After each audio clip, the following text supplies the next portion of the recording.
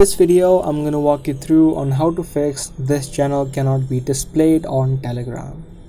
If you're also facing this error message while opening up any channel on Telegram, because Telegram does not display any sensitive content until you toggle on a setting. Once you toggle on the settings, you can easily view the sensitive content on your Telegram. So the setting is not visible on the app of Telegram. You'll need to open up the website.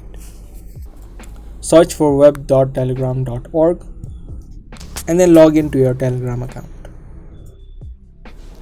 Once you have been logged in, tap on the three lines that you see on the top left and then tap on settings. From the settings page, tap on privacy and security and scroll down until you see sensitive content.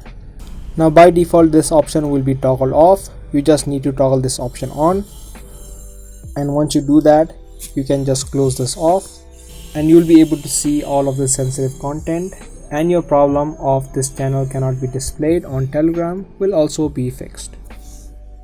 So that was a quick and easy video. I hope you guys liked and found this video helpful. If you did, be sure to subscribe, share and also give this video a thumbs up. I'll be back with more videos similar to this. Thanks for watching.